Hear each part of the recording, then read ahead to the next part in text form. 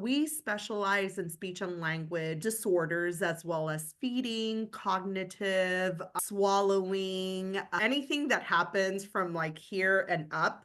We are part of, we are the specialists that really get to work with families, and we diagnose and treat any disorders that fall within that area. So we see a spectrum of people. We see from neonates, so newborns, where they are born prematurely.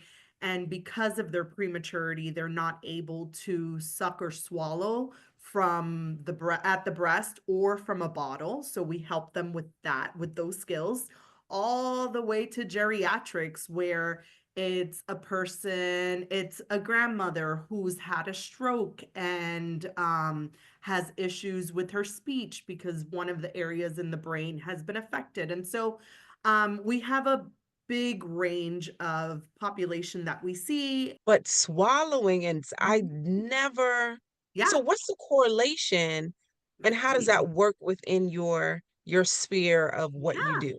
Please Yeah, share that. so I'll take, let's say, premature babies. Primarily for our premature babies or our babies just in the NICU, because you can have a child that is full term but or had some complications and ended up in the neonatal intensive care unit. And so this is a child that if they were born prematurely or born with any issues, those lungs are going to be very fragile. And so we need to minimize the chances of things going in there. So aspiration. Aspiration Mhm. happens when we are not able to coordinate our suck, our swallow, and our breathing. So for a baby, our suck, swallow, and breathing.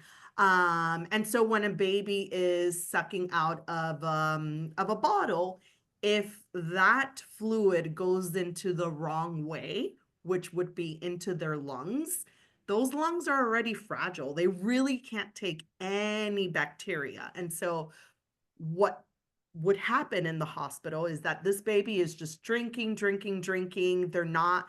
They start showing signs of aspiration and they develop a really bad pneumonia. This pneumonia can turn into death.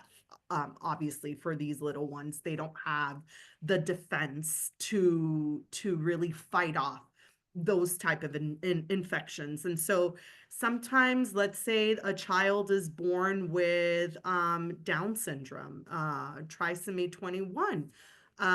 They are very, what we call low tone, very mushy, right? They're super cute looking, but they're very, very mushy. And so that also reflects on their swallowing skills.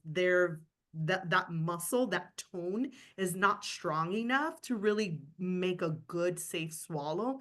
And so some kids will need a G tube until they get, and a G tube is pretty much a form of food coming in through the stomach. Um, Thank you, ma'am, because you know that question was coming, like, what is yes, yes. For the full conversation and to join us live each week to participate and get your questions answered, be sure to click that link to join the Mamahood Experience. It costs you nothing to join, but you'll gain everything you need to know to make your mamahood journey just a little easier.